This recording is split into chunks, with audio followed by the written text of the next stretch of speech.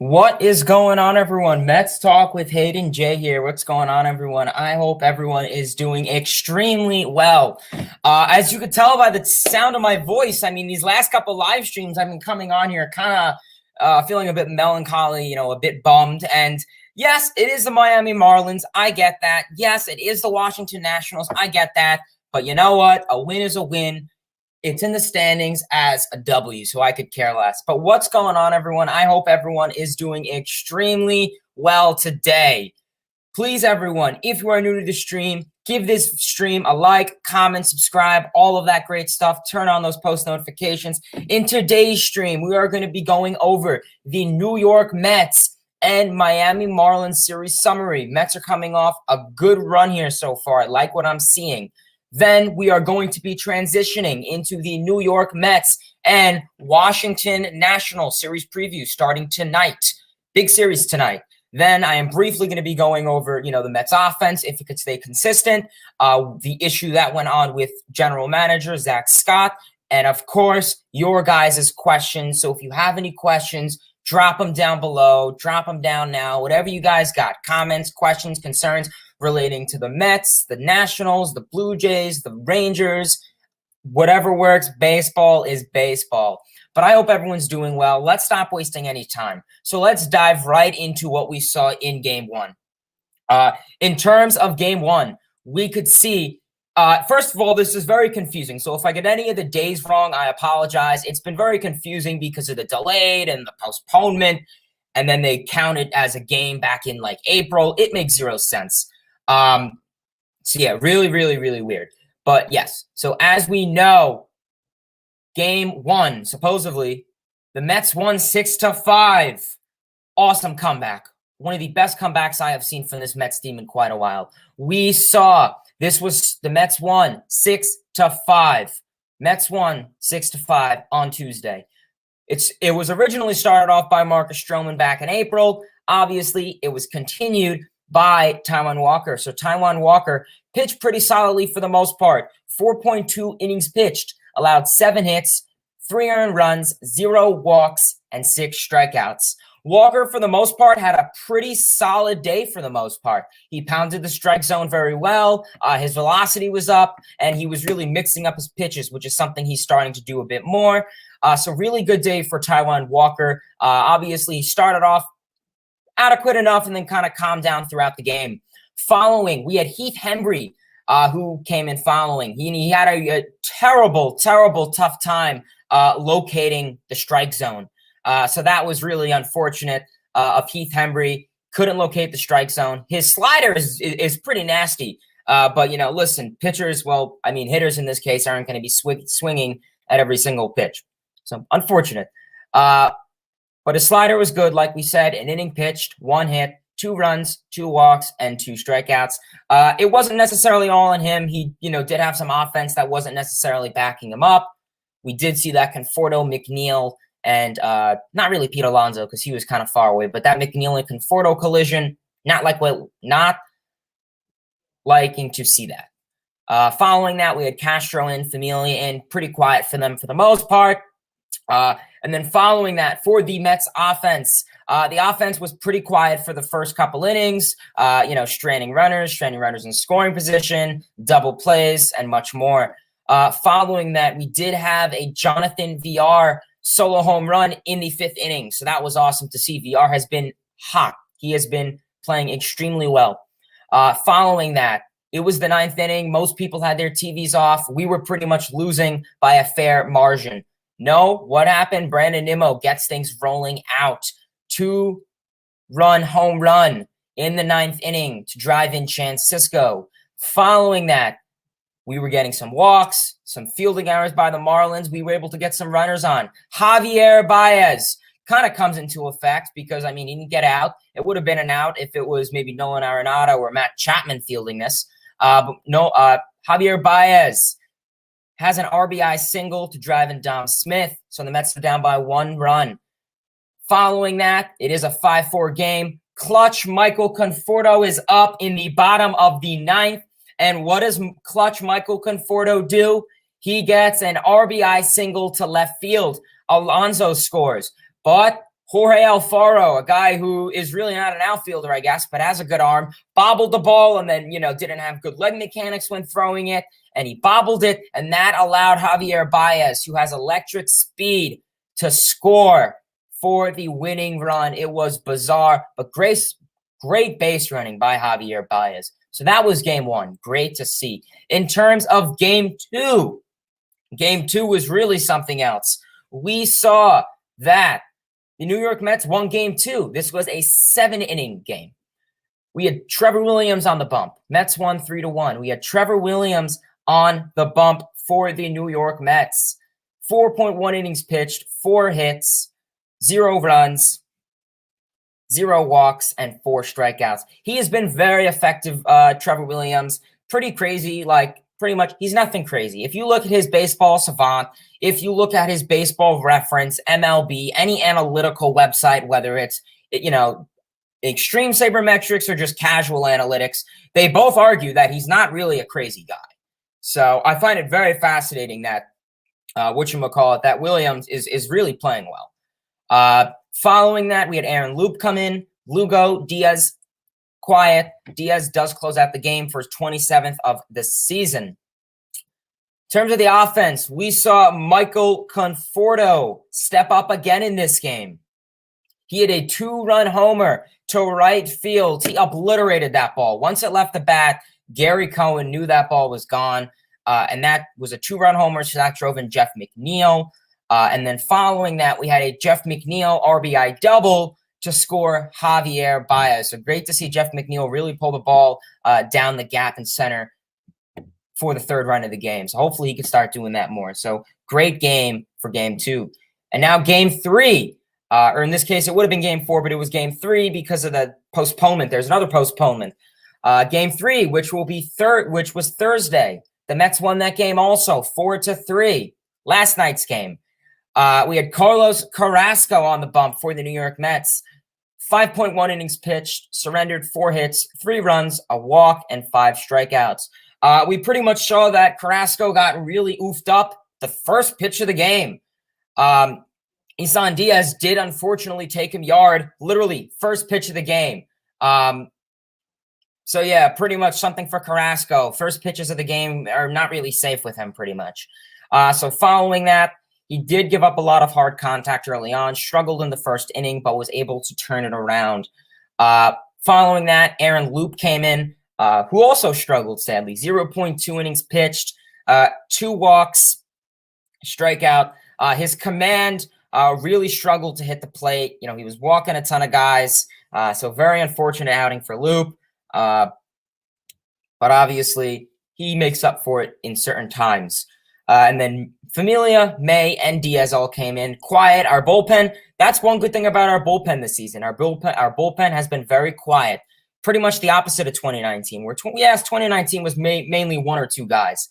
So our bullpen has been pretty quiet and adequate enough for this season. And Diaz closes out this game for his 28th save of the season. In terms of the Mets offense, we saw Jonathan Villar, who has been on fire these last couple of days. Jonathan Villar gets a solo home run in the first inning. Also, first pitch of the game for the New York Mets. So you don't really see that a lot. Diaz, first pitch of the game home run, and then Villar. So really, really interesting to see. Or Villar, however you pronounce his name. Great to see. Following that, in the 4th inning, time went on. Mets offense was struggling a little bit, but Francisco Lindor gets an RBI double to drive in Brandon Nimmo. And then later, obviously, he was advanced to third base. And for the second time in a week, what did he do? He made the pitcher balk. Very interesting to see. So that drove in Lindor. And then in terms, it was a tie game, obviously, going into the 7th. Dom Smith comes up. Clutch RBI single in the 7th inning to drive in Jeff McNeil. So the New York Mets pretty much had a great outing against the Marlins. They took 3 out of 3. It would have been 4, but obviously this game or Wednesday's game did get postponed. Obviously, the weather across the Northeast was crazy. I'm here in sunny Florida, so right now it looks kind of whatever outside. But so crazy day on Wednesday, so obviously the Mets game was postponed. And it will be made up as a doubleheader, I believe, potentially in Miami, I think is what the goal is. So now, that was the New York Mets and that was the New York Mets and Miami Marlins series summary. Now, getting into the New York Mets and Washington Nationals series preview starting tonight. This is going to be a huge series for the Mets. As we know, they are a game under 500. So this series will really determine a lot, in my opinion. Hopefully, the Mets could try to stay hot. That is the goal, of course, for the New York Mets. So game one, which will be tonight at 7:10, we will have Rich Hill on the bump for the New York Mets, who has been pitching pretty okay for the most part. 0-2 on the season with his in terms of the Mets stats. 0-2, 4.83 RA, 24 strikeouts. We know his curveball is very effective. The low velocity curveball. He is a fly ball pitcher, so obviously our outfield will be getting a lot of action tonight. Brandon Nimmo, Conforto, and whoever plays left field, whether that is Smith, McNeil, Pilar, whoever starts out there, they will be getting a lot of action with fly balls. Just keep him in the park. That's the goal. We know Rich Hill, he's 41 years old. He's a veteran, so he isn't going to be going that many innings, obviously. So the goal, especially with Rich Hill, is to try and simply enough at least go 3 to 4 to 5 innings pitched. That's the goal for Rich Hill. So, yeah. The Washington Nationals on the bump. We'll have Sean Nolan, I believe that's how you pronounce his name. I think I'm pronouncing it right. So hopefully we'll see. Pitched against him last time with his Nationals. He was brought up. He did pitch a while ago for the Oakland Athletics back in 2015. Took some personal time off, but he is back with the Washington Nationals this season. 0-2 record, 6.57 ERA, and 13 strikeouts. He gave up, because as we know, he did pitch against the Mets last week. He gave up 6 hits and 2 earned runs against the Mets last week. So hopefully the Mets, their offense has been getting a little bit better since then. So hopefully they could try to tack on a little bit extra than that. In terms of game 2, which will be Saturday at 1:05, we will have Marcus Stroman on the bump. It is the Stro Show day. That is right, everyone. 9-12 on the season, 9-12 record. 2.85 ERA, and 113 strikeouts. We see his splitter slider has been very nice for him this season. Whether that comes into effect for the fly ball to ground ball ratio, if the splitter slider is actually splitting properly over the plate, it'll hopefully result in a lot of ground balls rather than fly balls or even strikeouts. You want to see more strikeouts, which Stroman has been seeing that. The strikeout ratio to ground balls and fly ball ratio has been favoring a lot of strikeouts. The strikeout rate has been going up. So that's very good to see out of him. And obviously for the Washington Nationals, we will have Eric Fedde, 6-9 on the season, 5.08 ERA, and 103 strikeouts. He gave up 8 hits. Obviously, a lot of these guys, the Nationals bullpen and pitching staff, starters, did face against the Mets the last outing. So in terms of Eric Fedde facing the Mets following last week, we saw he went and gave up 8 hits and 5 runs to the Mets. We did see he's trying to develop this new curveball grip, kind of to like Clay. Sam Clay, I believe is his name. It wasn't super effective for him last time, so we'll have to see. We know it was effective for him in the Miami series following that, but it wasn't super effective with the Mets. So we're gonna have to see how that goes with him. Now Saturday's game also starting at 6:05. This is a doubleheader.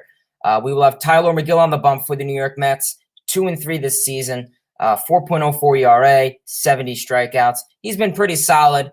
You all know, if you guys know me well now, you know my expectations for McGill. Keep that pitch count low. And overall, he seems like a very mature pitcher. He knows what he's doing. We know when he got fried in, I think, 2 starts ago when he gave up 7 runs in, I think, 3.2 innings pitched. He didn't let it get to him, especially his next start. Even if he gives up a run or 2 in the first inning, he shakes it off. So that's what I like about McGill. Something kind of like Peterson, too. They're both very confident. Something that, Steven Matz maybe wasn't in. And then in terms of the national starter, that is unknown at this time. So yes, we will have a doubleheader on Saturday. Now getting into Sunday's game. 1:05. Luckily, the Mets are not playing on ESPN Baseball because we know how that is. So the Mets will be playing on Sunday at 1:05. So as we know, we will have Taijuan Walker on the bump for the New York Mets. 7-9 this season, 3.84 ERA, and 128 strikeouts. Hopefully, if he could try to pound the strike zone, that is overall my goal with Taijuan Walker. Keep that velocity high, mix up those pitches. We know he's been doing a lot of weird, new, funky stuff with the two-seamer and the four-seamer to try and avoid the long ball. So hopefully he could try and keep something like that. Against Josiah Gray, Nationals acquired him at the trade deadline because they acquired him from the Los Angeles Dodgers. Pretty okay this season so far, nothing too extremely crazy. 0-2 record, 4.73 ERA, 46 strikeouts. He does like using the four-seam fastball, so that is something that the Mets seem to struggle with a lot. So hopefully the Mets could try to control with that, hit the fastball. They've been getting well at it. He does give up a lot of soft contact. So when you hear the term, well, luckily he's not a left-handed pitcher. That's the only good thing. So when you hear fastball is the primary pitch and soft contact, that's a concern for the Mets as they struggle with that. And he does have a high chase rate, so we're going to be seeing a lot of swings. So Mets, Nationals, a lot of stuff coming up. And now in terms of Game 5, that is right. This is a 5-game series, so big time for the Mets, which will be Monday at 1:05. We'll have Trevor Williams on the bump for the Mets, 4-2 this season, 4.27 ERA, 70 strikeouts. Overall, like I said, nothing crazy with him. He's not a crazy guy. Like I said, if you go to his Baseball Savant, if you go to his Baseball Reference, any of those websites, his stuff does not look crazy. But he's just effective so far for the most part. And hopefully he could try to stay that way. And then obviously he will be facing Corbin Burns. Not Corbin Burns, my apology. Patrick Corbin.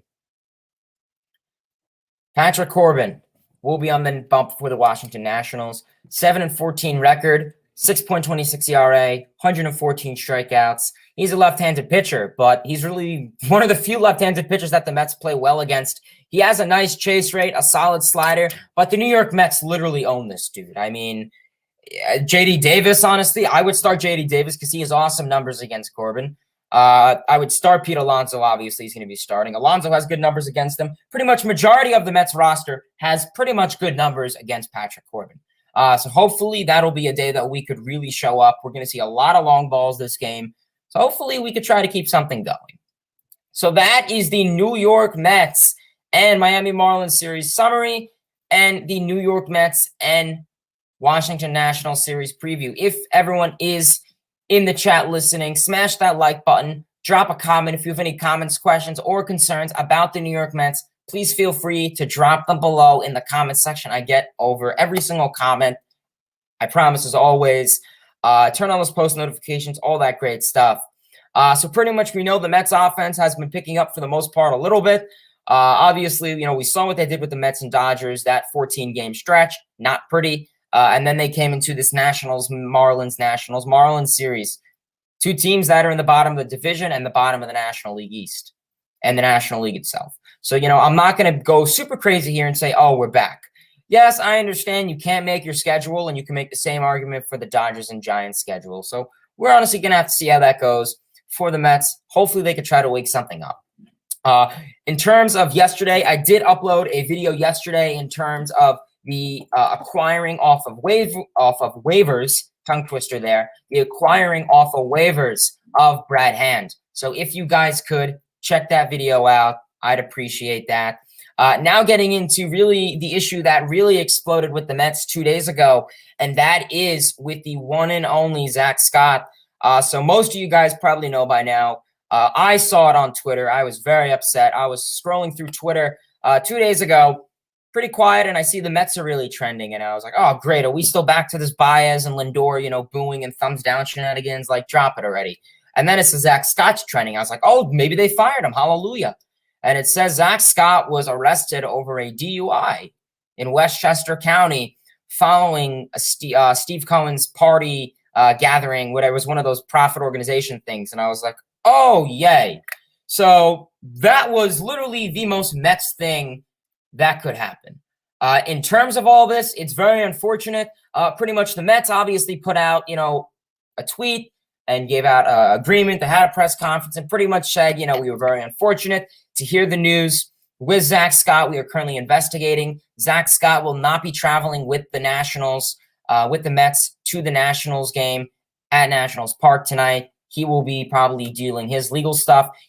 I think he was set out on bond. He does have a court date. He does have a court date, which he did have yesterday. And he had a couple other charges, some other misdemeanors involved with, failure to notify the DMV for changing your address. So that's not the worst. I think the DUI is really the main thing here. Those were all other misdemeanors, but DUI is pretty serious. Mets front office has been having a lot of scandals we've been seeing this past year. We saw obviously with Jared Porter, that broke out and that forced him to resign. We saw the Mickey Callaway situation, who he wasn't with the Mets, but obviously some of the issues that occurred with the Mets that happened when he was with the Mets. So yeah, not really the best first year for the front office for the Mets. And then obviously we had the Sandy Alderson with the Javier Baez and Francisco Lindor statement. So not the best first year for the New York Mets. So, it's really going to come down to, I think this offseason we are going to have huge changes. I think Sandy Alderson, I think his time is done here. A lot of people like myself and other people have been saying Sandy was just here so Steve Cohen could get in and be more friendly, buddy with all the MLB owners. Sandy Alderson, he's been around us for a while. Sandy Alderson, he knows his stuff. Sadly, it's not 1990. It's not 2000 anymore. Baseball runs differently. His cheap Moneyball late mentality isn't really going to work anymore. And you know what? When the season started, I kind of had some weird feelings about Sandy Alderson. I said, okay, I'll give him a second shot. He had a history with us in 2015, but I think it's a different time now. You have different ownership. There's been talks about Theo Epstein. I think Theo Epstein is a fair choice. I don't know how crazy the Mets are going to go with Theo Epstein. Theo Epstein, I believe, let's see how old Theo Epstein is. He's probably in his mid-40s. Theo Epstein is 42 years old. So, I think he is happily retired for the most part. I think he is living on the West Coast. He could come to the Mets. He could not want to come. I think it's going to come down to the question is what is going to make him want to come here?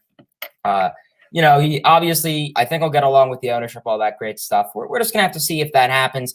And then obviously the manager is one big thing. Personally, I think this whole offseason we are going to see pretty much everyone go. Maybe Jeremy Hefner could stay. I like Jeremy Hefner. He's been a pretty solid guy. I wouldn't be opposed to bringing back Chili Davis. A lot of the players liked him. We saw he had that good launch angle, exit velocity mentality of hitting the ball, a lot of line drives, a lot of home runs, and we haven't been seeing that with Quattlebaum. So yeah, Chili Davis, if you could potentially bring him back, that could be a fair thing, but there's going to be a lot of guys out there for hitting instructors because Quattlebaum, he's an acting guy, and we saw the stretch we've been having with him. He's not staying. So personally, overall, Zack Scott, I think Zack Scott could stay with the Mets. You look at situations, these felonies.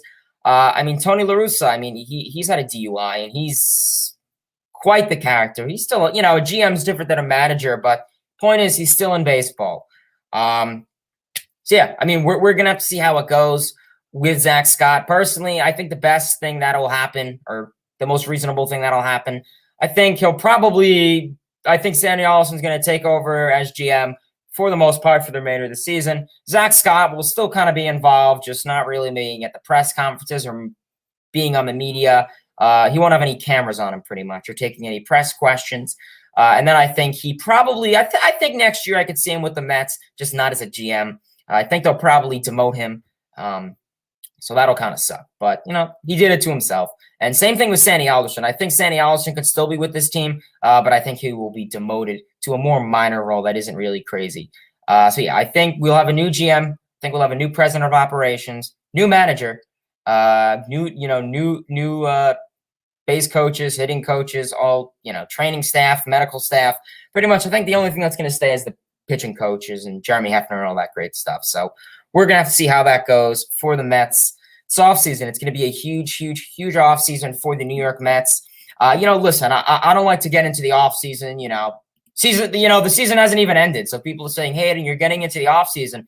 Well, the season hasn't even ended. And yeah, you know what? I get that point. That's a fair point. But there's just so much more to upgrade. And it's just so exciting to, just go over. So, I figured I'd give my thoughts on it. And, in terms of how the Mets front office has really been, people have not been fond of it.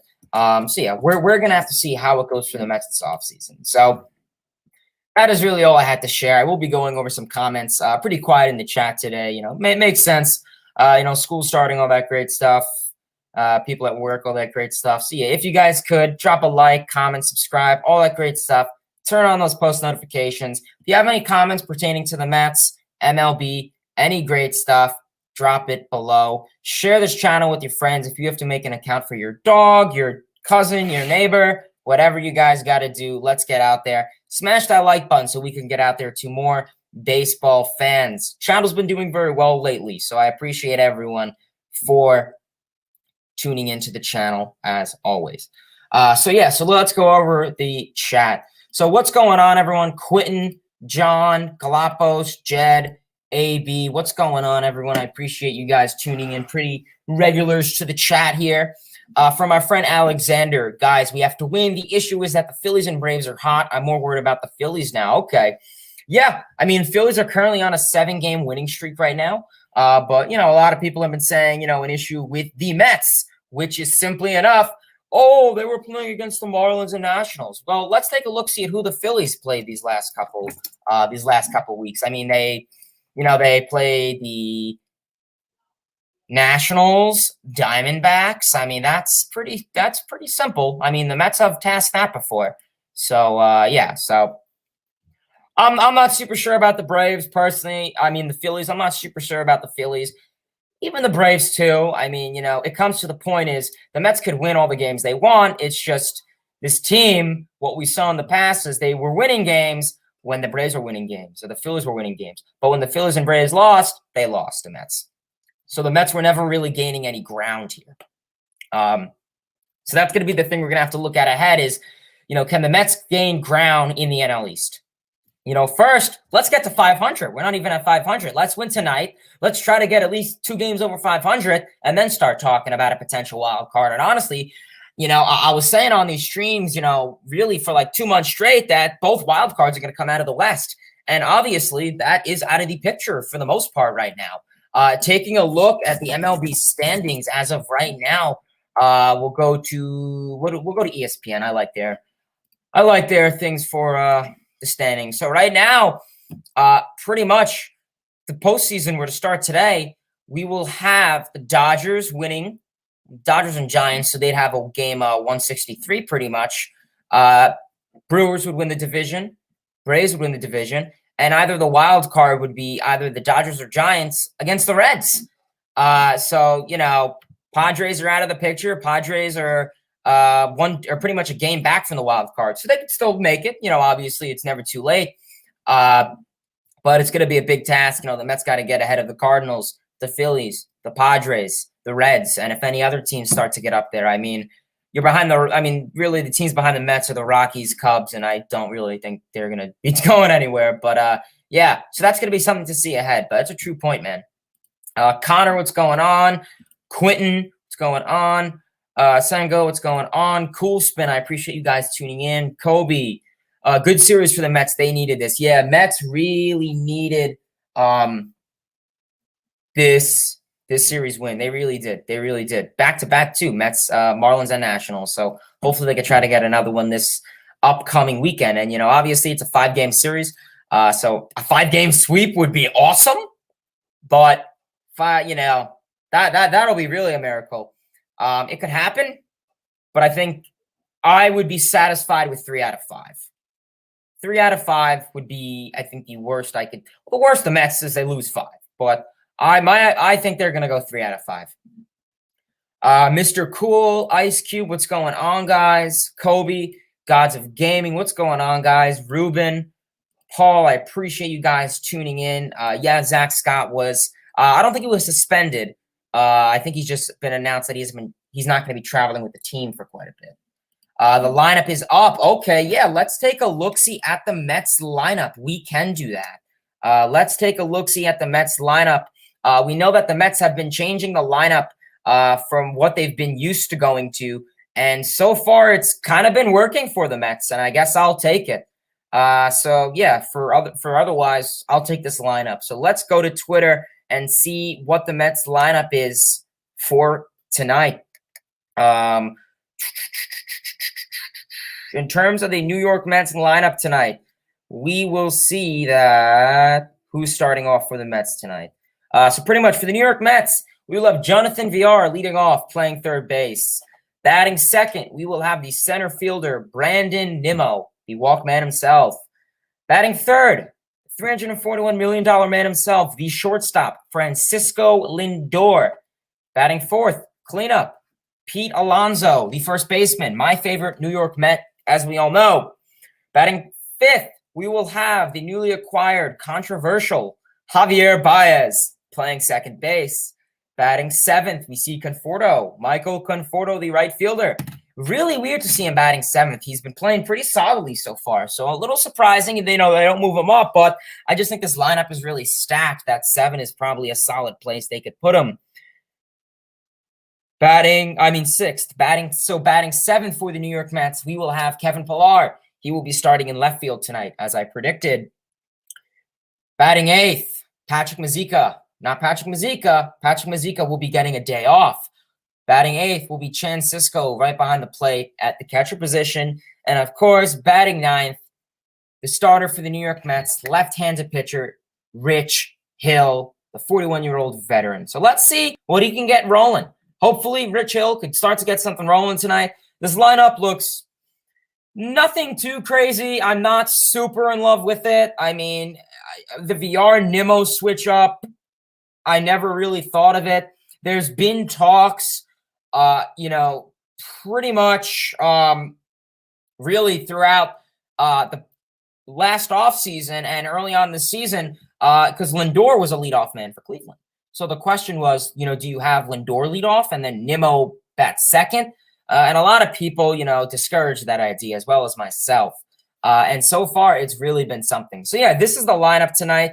It looks pretty solid. And then obviously, yes, I did state Rich Hill will be on the bump for the New York Mets. So it looks like a pretty solid lineup tonight. And then pretty much baseball is my hair pretty much just stated my question. Do you like the lineup? Has it really been 3 games they've been using it? Well, I mean, they switch it up, but I think you're more referencing the VR Nimmo batting first and second. And honestly, it's not that crazy. I'm fine with it. If it's giving us offense, it's giving us offense, It's better, personally, I'd like to see Alonso second or third. I'm not crazy about Alonso in the cleanup spot, but you know what? What are you going to do? YouTube Productions, what's going on, man? Cool Spin drop in the lineup, yes. My boy Chan Cisco. So yeah, Cool Spin is a Chan Cisco guy right there. Good to know. Good to know. From Marco, it's a shame to hear about what happened to Zack Scott. Yeah, it really is. Just the Mets can never get 24 hours of nice peace and quiet. Night Baseball and Sports, what's going on, man? I appreciate you tuning into the stream. Great channel. I recommend you guys check him out. Does great stuff. He is a Nationals fan. So yeah, hopefully you do like the Nationals jersey I'm rocking today, the Juan Soto jersey. So yeah, looks pretty nice jersey. I like it. I've been wearing these in a couple streams before. So what's going on, man? I appreciate you tuning in. Mets are back. Yeah, Mets are looking back pretty solidly so far. Cole, Vincent, what's going on, guys? Michael, what's going on? Michael says the Mets are hot. Yeah, they're doing something so far. It's just if they could do it for teams that are over 500. That's the goal. Mets are the best team in baseball, and it's not even close. I mean, maybe in like the last 4 games, yeah. Clutch Conforto, says Nick. Yeah, Conforto's been pretty clutch so far. I've been liking it. I have been liking it. That was crazy. Yeah, Mets have been pretty crazy. Baseball's my air. Yeah, India first pitch of Carlos Carrasco since coming back for the Mets was a home run to Jonathan India to left field, which pretty Mets thing to do. From Baseball's my air, the Mets got a streak going. Let's hope they could build off that when it's time to play postseason contenders like the Brewers and Red Sox. Yeah, I literally just said that. I literally am a mind reader to you, man. Yeah, Mets got to be able to, play like this against playoff contenders and not, the Marlins, the Rockies, the D-backs. Listen, it's good they win those games, but if you want to play the playoffs, they're not going to be there. Matt Harvey, these pitchers are not going to be pitching in the playoffs. It's going to be guys like Corbin Burns, Clayton Kershaw, Max Scherzer, elite pitchers. Ruben, I appreciate you tuning in, man. Appreciate the nice words. What do you think about Jonathan VR, says Kobe? Yeah, Jonathan VR has really been pretty interesting so far. We all know my alleged nickname I had for him when he started the season. If you guys do remember that, kudos to you guys. Jonathan VR has been, honestly, call me nuts, but the best offensive bat we got this offseason. I think, honestly, I think he should get more playing time, and he is. We've been seeing he has been taking over, whether he's been playing third base. He's took over JD Davis's job, and I think rightfully so. I think that's good. We've been seeing he has been hitting for a lot of power lately. He's been hitting the long ball. He has speed. He has, he doesn't look like a guy who's going to steal bases, but he has speed and athleticism on the base paths. So, yeah, Jonathan VR, I mean, honestly, people have been talking about extending him already. And honestly, that's crazy to think, but I don't think he's on a one-year deal. Let's see. Let's see how he is. Jonathan VR Mets. I mean, he's trending right now, obviously, because he's been playing really well. And I mean, could you blame that? Jonathan VR is on a one-year deal for the Mets. So yeah, I mean, potentially, if you were to have him as a starter next season, that would be really crazy to think about. If we could see what he's doing in the last 15 games, 20 games, for the most part of a season, I'm down to that. VR is an everyday player. People forgot that. He was an everyday player for the Marlins, a lot of other teams too. So really shows good value right there in VR. From Quentin says the Mets are going to have to get through a lot if they want to get serious in 1 month. They at least have to play over 500. Exactly. We're not even over 500. We're a game under 500. So I think we're 67, 68. So yeah, Mets have to get 500. I would like to leave this national series, taking 3 out of 5. Anything more is great. So yeah, Mets got to get Mets, they're running out of time. That's the issue in 2019. They got hot. They tried to control their bullpen, but it was too late. From Logan, he says, in yesterday's game, there were 7 errors. Yeah, there was a lot of errors. And 2 leadoff home runs off first pitches. The latter has not occurred since 1988 in an MLB game. You might see something really okay. So Logan dropping a really weird fact. So saying the last time there were 7 errors and 2 leadoff home runs was 1988. All right, well, definitely before my time, but appreciate you dropping that fact, Logan. That's pretty cool. Ivan Dose, what's going on? LGM, absolutely, Vincent. Yes, Ivan Dose, Vincent, let's go Mets. Josiah Gray will be a stud. Hasn't been good lately. Has a home run issue. Yeah, I've been noticing that a lot of hard contact. Hasn't getting very barreled. Giving up a lot of barrels. But yeah, that's the thing. I mean, look at Casey Mize. I mean, yeah, the farm system, these prospects are a lottery thing, but you know what? It takes time for these guys to develop, obviously. Jed Carson, LFGM, of course. Devin says, I speak facts. All I do is speak facts, Devin. That is my goal. I try to sit here and tell everyone my honest opinion. I'm not going to try to come on here and be your cheerleader for the Mets, saying we're going to make the playoffs. I like to come on here and be honest, give my honest opinion. From Eric, new person to the channel. I don't think I've ever seen you before. I appreciate you tuning in, man. As a Mets fan since 1990, I've been around through huge collapses like 2007 and 2008, so I'm numb to it already. Yeah, that makes sense. Obviously, I'm almost 20 years old, so obviously I haven't experienced super crazy, huge hot streaks and then just a sudden collapse. We know in 2007 and 2008, it kind of came down to the last series with the Mets, coming off big expectations following 2006. And kind of something like this year, a lot of people thought we would be World Series champs first year. Well, it's going to be quite a bit of a timeline here. So first, let's make the playoffs. Let's make the playoffs, and let's have a good record in August, September, and make the playoffs as a start. Let's make the wild card. That's the first start. Wild card is something I'll shoot for. That'll be a successful season in my eyes. If the Mets make the wild card this year, next year, that's a successful season. But yeah, I agree with you, Eric. The Phillies own Corbin too. Yeah, Corbin definitely does not too solid against the NL East. From Timothy Hayden, what's up, big dog? What's going on, Timothy? I appreciate you tuning in, man, to the stream.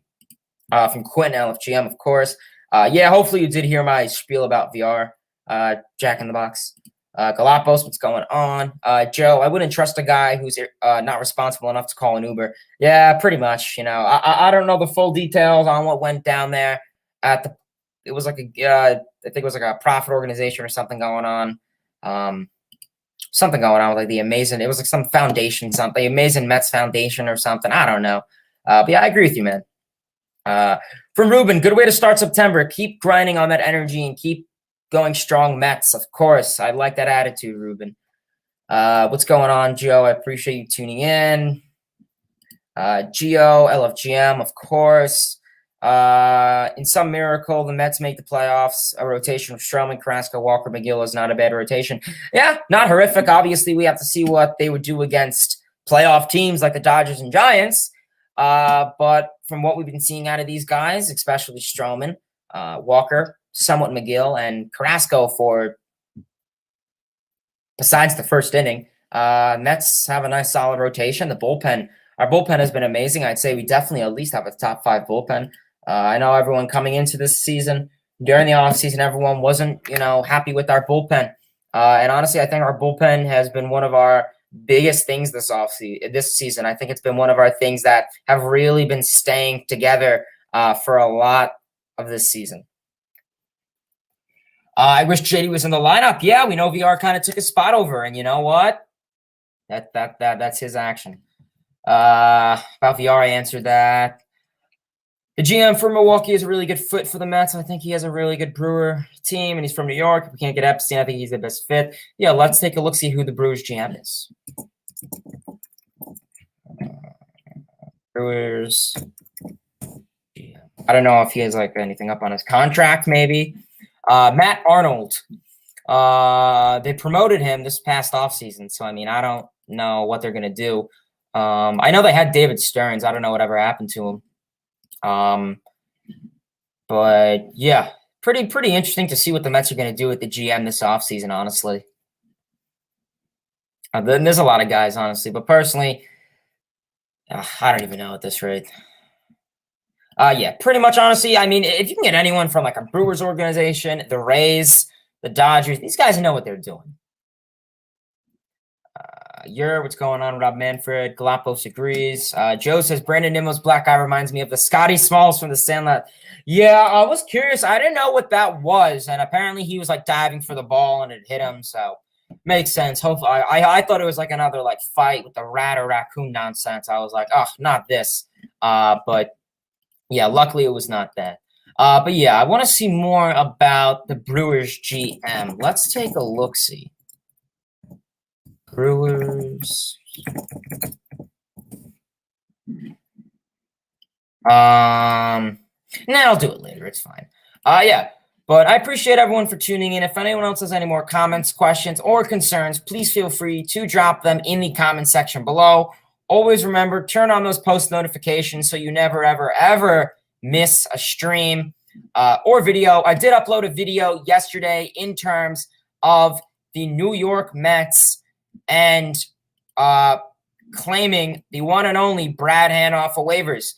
Something that I think, I don't want to talk about that too much, but I'll say Sandy Alderson did it, but he did it a little bit late. Simple enough to say. So very interesting to see.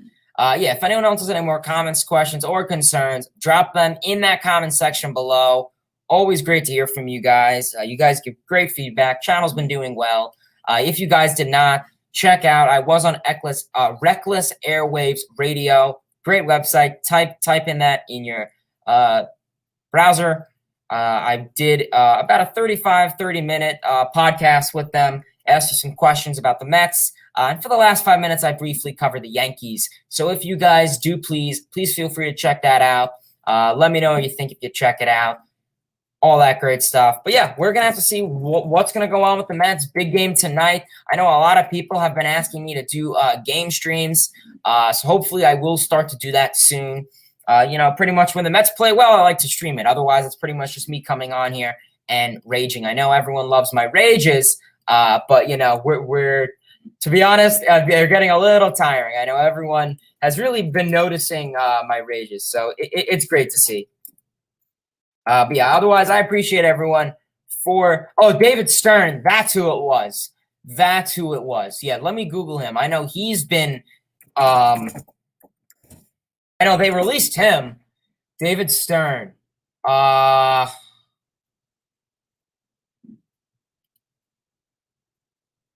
or Stern, because I think Stern wasn't he like the NBA commissioner? I was gonna say. Oh, okay, never mind. There's two David Stearns. Okay. Oh, he spelled with an A. Okay. Stearns. Okay, yeah, they're showing me some other person. I'll Google it when I get off the stream. But yeah, appreciate it. Yeah, my pages are great. I appreciate it, Quentin. But yeah, otherwise, great stream, everyone. I appreciate everyone for tuning in. We are approaching that hour mark, so I appreciate everyone for tuning in. Please, if you can, give this video a like, comment, and subscribe to the channel for more great New York Mets and baseball content overall. Appreciate everyone for tuning in. Till next time, baseball fans. See ya. Let's go, Mets. Let's take 3 out of 5 from the Washington Nationals. Actually, you know what? I'll stay on for a little bit more. So if anyone else has any more comments, questions, or concerns, please feel free to drop them below. We'll stay on until 55 or something like that. But yeah, big game for the Mets tonight, honestly. Huge game. We're gonna have to see what the Mets do tonight. So if anyone else has any more comments, questions, or concerns, please feel free, drop them below so we can get something going here. So I don't repeat myself saying the Mets are gonna do really well. Travis, what's going on, man? I appreciate you tuning in. LGM, yeah, absolutely. Mets have been on a roll lately, so hopefully we can start to see something. You gave Listella the business last night. Nice. I know, not the player, obviously. I thought you meant the player. Let's take a look-see with, we can go on MLB standings. We'll see ESPN if you guys would like. Share. MLB standings. So yeah, obviously we are seeing with the MLB standings, we see it's going to be a really, really close race. Pretty much we could see in each division, you got the Rays. And honestly, the Rays, I really expected, honestly, to be really well this season. A lot of people said to me, oh, the Rays are, a 60-game half season, World Series champion. And, honestly, I had to disagree with that. They're a sneaky team. I mean, they're analytically driven. They're a cheap team, but they get the job done. I give Kevin Cash and I give the Rays organization a lot of credit. We see the Yankees are getting hot. Red Sox, this AL East, matchup is going to be very, very close. AL Central's pretty quiet. Cleveland's pretty much out of the picture for the most part, as we could see. The White Sox are pretty much the team that is going to be winning the division most likely. How many wins they'll get? Well, that's the question. Potentially, they could even get 100 wins. We'll have to see. In terms of the AL East, of the AL West, my apologies, we could see the Houston Astros. Pretty close lead, honestly, between the Astros, Athletics, and the Mariners, believe it or not. The question is, can the Mariners break, their 2-decade-long drought of not being in the playoffs? That is the question for them now. And that's without a guy like Kyle Lewis. But Kyle Lewis was kind of struggling coming into this season. You have the Angels who are, Angels have been hovering around 500. So, yeah.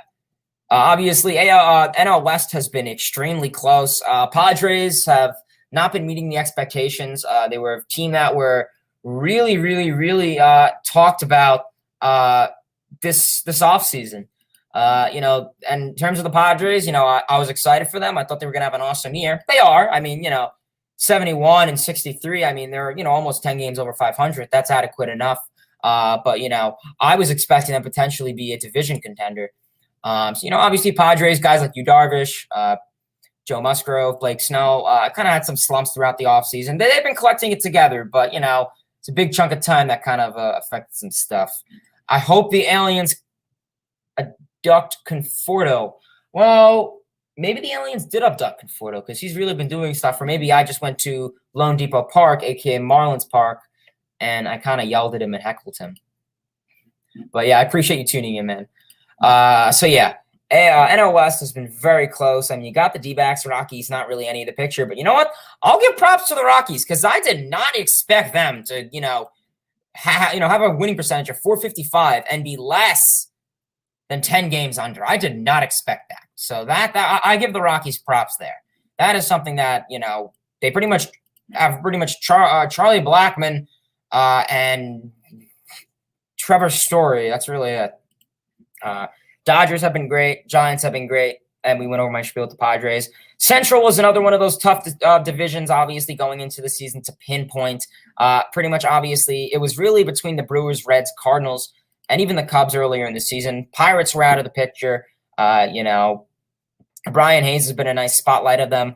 They had Adam Frazier, traded him at the deadline, and Brian Reynolds. So Brian Hayes, Brian Reynolds, two building blocks to their rebuild, and I think they will be good pieces, in my opinion. Obviously, Cardinals not meeting expectations either. 4 games above 500. That's solid. But pretty much I think a lot of people thought, I'll give props to the rotation. I think they have one of the oldest rotations in baseball. Adam Wainwright has been having a stellar month. J.A. Happ has been providing enough adequate work. You have the veteran presence of Yadier Molina. You have Nolan Arenado. You have, Tyler O'Neill. You have all these guys, Dylan Carlson. A lot of these guys in the Cardinals that have been pretty solid this year. So Cardinals, not really too crazy. You got the Reds, who I think once again were to an extent. I mean, I don't want to say they were overrated, but their offense has been nice. Joey Votto. Let's see what's going on with Joey Votto, because Joey Votto was honestly, having like an MVP caliber month out of 37-year-old veteran having an MVP caliber month. So let's. See, can Joey Votto have a resurgence? I mean, imagine Joey Votto, 37 years old, could have a resurgence. And, people were talking about him retiring already, and he's been elite. His last 7 games, he's been struggling a little bit, 19 plate appearances, 3 hits, 5 walks, 7 strikeouts, and a .333 on base percentage. So, he's been quiet for the most part, but you never know. Guys have their slumps. And, we saw with Joey Votto that he really changed his approach. He did something that a lot of players would do the opposite of. Obviously Votto isn't a crazy power hitter. He's more of kind of like a Brandon Nimmo to an extent, but maybe more elite in his prime.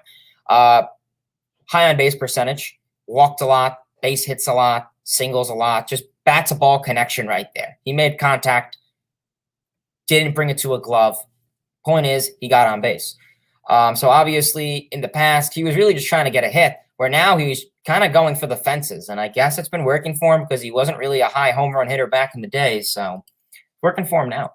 And then obviously the most well-known division to my knowledge is the NL East. Kind of how I expected it for the most part. I think during the offseason, I pretty much kind of had all this, but the Phillies and Mets flipped around. I had the Mets making the wild card, so I pretty much had Braves, Mets, Phillies, Nationals, Marlins. I didn't think the Nationals would be as bad as they were. I did not see them trading away Trey Turner, who has a year left on his contract at the deadline, as well as Max Scherzer. You don't have Strasburg, so that's kind of a big bump. He's on the IL. He's missing the season. Didn't really pitch much at all last year. I think he had like 1 or 2 starts. Phillies have been a big shock. Their bullpen, they made the moves at the deadline. They got Kyle Gibson. They got Ian Kennedy. So 2 extra pitchers to really help out that team. And 1 starter, one bullpen pitcher really could make a team go far. So obviously, taking a look at the league, pretty much playoffs were to start today. Rays, Astros, White Sox win the division, with the Yankees and Red Sox making the wild card. And of course, you have the Athletics, Mariners, and Blue Jays, and even Cleveland kind of rummaging behind for that wild card. So potentially we'll see if they can get anything. And of course, for the National League, if it were to end today, we'll have the Dodgers or Giants. So we'll have a game 163. And then in terms of the other division, it'll be the Brewers and the Braves. And in terms of the wild card, it would be either 1 or 2 Dodgers or Giants against the Cincinnati Reds, a team that has also been pretty nice. And obviously, you got a really close lead. You got the Padres a game back. You got the Phillies 3 games back. You got the Cardinals a couple games back, the Mets, and that's really it. Otherwise, pretty much Cubs, Nationals, Marlins, not really doing much there. So, yeah. So we're going to have to see how it goes for all these teams. A lot going on for the National League, very close league. We'll probably call a stream here. I appreciate everyone for tuning in. We are approaching that hour mark. So please, everyone, if you can, smash that like button, comment, any of that great stuff, subscribe, turn on those post notifications, tell your friend about this channel. Please, if you can, check out the video I uploaded yesterday, about 24 hours ago. in terms of my opinion, just the general news with the New York Mets signing Brad Hand. We know that he was a big, big talk about this past offseason. Sandy got him. Sandy Alderson wanted him, but he got him, 9 months after he should have. And you never know. But you know what? I don't want to spoil that. Please check it out if you could. Appreciate everyone for tuning in. Let's try to get that W. Till next time, baseball fans. See ya. Let's go Mets, guys. Let's go Mets.